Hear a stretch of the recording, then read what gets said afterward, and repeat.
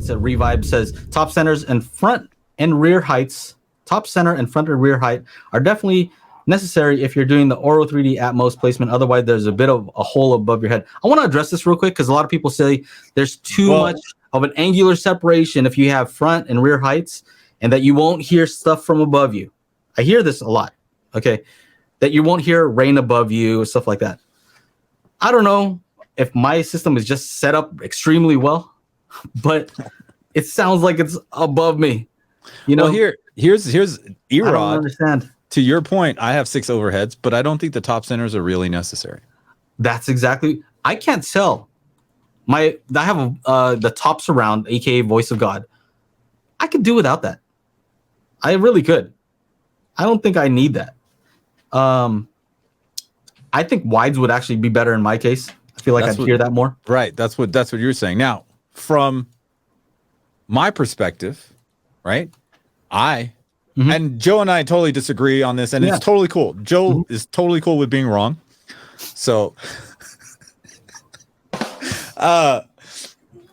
I'm doing these, I do these live events pretty much every weekend, and it's literally about coverage, right? So for me, I would prefer to have middle heights here. And Erod, to go back to what you were saying, because I am planning on doing this, I'm going to mix some stuff, specifically in 916, so that everybody can downgrade their Atmos to a 512 and then play it back to see really how well does Atmos matrix because some of these studios, they're maxing out their speaker count, and people are making mixes on this stuff. And to the end user that's using a smaller Atmos system, like I have a very good feeling that a lot of these sounds are just totally in the wrong place. And no matter how much room treatment you have, and how perfect your system is, it could be flawed already before the audio gets to you to play it. Right. I'm going to say, like, this sound is supposed to be in front of you and on the left. It'll be in your front wide left. But you're playing it back on a 512. If your rear speaker is behind you, it's going to be playing in your rear speaker. It's not going to know. And unless you have a Trinov, and I think that needs to be stated, because a lot of people that are mixing Atmos, they're the studios in the Atmos spec, and then they got 916 going on, and then that's what they do, because that's the studio they have, right? Because the minimum is 714. So Slim says whether you need six depends on, and he's talking about height speakers. Whether you need 6 depends on the room size and number of rows you're trying to cover. I have a long room ratio wise, so I could benefit from 6, but 4 works pretty great. There you go. And I mean, if we had arrays, meaning like a whole array of speakers from the front left height, all the way to your, like in the theater, it's going to be the best. It's going to be the smoothest transition, right? Yeah. If you have a speaker every single spot, it's going to just sound the best. The more, the better. And you don't want that. Yeah. I mean, you don't want that in your living room. At what point do you need more?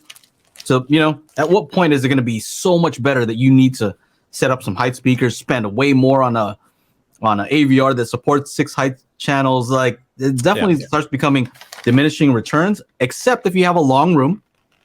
If you have a long room, thank you. Then, it might make sense for you. But you have to... Don't just put them up there just because. Don't put them up there because some idiot on YouTube told you need it. Don't listen to me. I don't know that you said that it could sound better. Yeah. I don't think, let's be real. We don't need any of this shit. Okay. Let's just throw the only thing I disagree with you on, I think the main thing I disagree with you on is you said, and you could, like you're saying, you could be right. So you're not for the wides. I don't know. I have to play around with some more content. I'm gonna make some.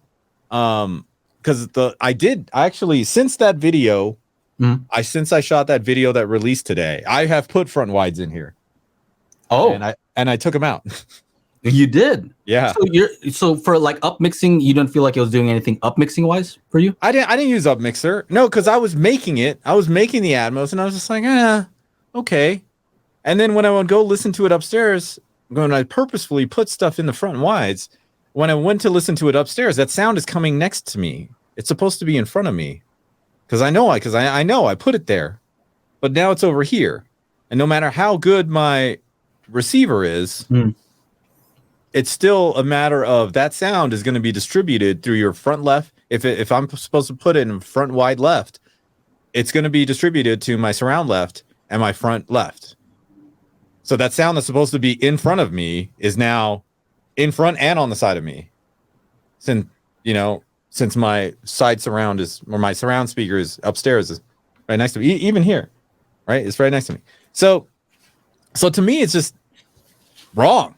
It's just wrong. If you don't have the front wide and somebody's purposefully putting sound in the front wide, everybody else that doesn't have the front wide, it's going to go to their side surround. And if your side surround is if you only have 5-ear level speakers, now that sound is behind you. Wait. Hold on a second. You get what I'm saying? If somebody mixes to a side surround, let's say left. No. Yeah. Left wide. Yeah, left they wide. Mix the left wide. Then what I would expect to happen is if somebody doesn't have left wide, it'll play some content in the left speaker and some content in the left surround. Yes. And it'll image it supposedly somewhere. No, it's not going to image it. In a $400 receiver?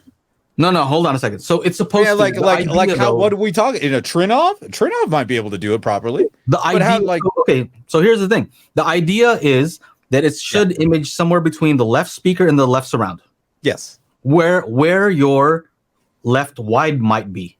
Correct. Okay. That's the idea. That's the idea. So here's the thing. Okay, so check it out. If you use a spatial toolkit and you play the speaker pairs or some of the timing one, you can adjust it so when something is placed in between, when both are playing, it should sound like it's kind of in between them. And what I've found is with the default, just let Odyssey run, let it do its levels and delays. It doesn't have it just right. It's very tricky. It has to be like precise. If it doesn't do it just right, it kind of just sounds like it's coming from the front left. Because it's more prominent, depending the way that it was set up. It sounded more like it was just coming from the front left speaker. Even if both of them were playing the same sound, it didn't sound like it's coming from in between. It sounded like it's coming from the front left. In my case, it could be where it changes so it sounds like it's more from the surround. The idea is it should sound like it's coming from in between both. In between, yeah. So what's wrong with that though?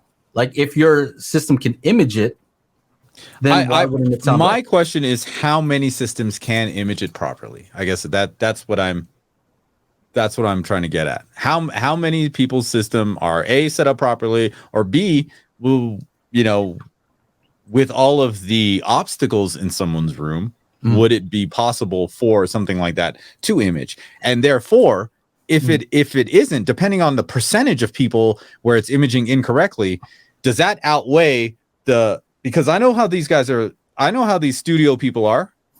It's a big dick measuring contest. Oh, I got a 24 channel Atmos mixing studio, bro. And it's all white. Okay. Right? Because it's all I want to talk about the wides though. So what I'm saying is if they mix on 916 and they're putting stuff in there, and the majority of people have 512, and they're not imaging correctly, like it's going to sound different than whoever creating it intended, right? It to sound. So okay. I think where we're disagreeing though is that you're talking about mixing in 9.1.6. Yes. And you're saying that it might not down mix properly. Correct. Okay. I'm saying if you have front wides, it's kind of like the Oro 3D thing. If you have front wides and you're not even playing 9.1.6, you're just playing normal content, 5.1, right? Mm-hmm. I think that it can help just having a speaker in between. It can help the imaging just the same way. Probably. So that's so I'm saying something a little bit different in that. Let's just say you're playing stereo and you upmix it, and now you're using your center channel. Does that improve it? That's kind of the same thing. Yeah, maybe. You know, you're playing stereo, but then you're at the same upmixing, so time, you we're use the center facing channel. this way. We're not facing that way. So like we only have one ear. I know, but it's tuned still to that in side. front of us though. The wide is still be in front. It is. You know, so it's still in that area where you still have a lot of spatial resolution. Would I recommend putting like a lot of different ones behind us? No, I mean, but we do still. We have a rear surround. Yeah. You know. So I anyway, mean, my point being, maybe I would use it more for the upmixing aspect of it. Upmixing, sure. Where I think you could have smoother pans from your front to your surrounds. But whether you need to actually like spend the time and make 9.1.6 and dedicated content for that, I don't know. I think I might agree with you that maybe it might not down mix as gracefully as they would hope, unless you're using a Trinnov or you have a very well calibrated system. Yeah. I mean, it's like the however the Dolby's marketing department, just they're pretty hardcore. I can only imagine if I was to be a fly on a wall at a Magnolia when some people are talking to these salespeople. Oh yeah, well you can start off with Atmos at 512. It's still gonna sound good. Yeah, I'm not. I mean, until December 15th, I wasn't really here to sell you shit. Now I am. But so real quick, what's this? How's this? Front wides will not be needed. To be honest, the objects will get placed in the right place with a good 7.1.4. So this is Chris Hamilton. So here's the thing. I've done these experiments. Reverend Slim has done the testing on this also. Front wide, that area is really hard to image to for some reason. I don't know what it is about it. It's very hard to get a precise image right there. Like you really have to get the timing and the levels really spot on for it to sound like it's coming from in between those two. The delay or the level slightly off pushes it like boom, automatically it's on your left surround. You have it too far the other way, boom, it snaps to the front left speaker. So that's one area you really have to get precise. Yep. I don't know if Reverend Slim would agree with me on that, but that's what I found. Make sure to check out our audio only version of the podcast at anchor.fm/Daily HiFi, or just go to your favorite podcasting service and search for Daily HiFi.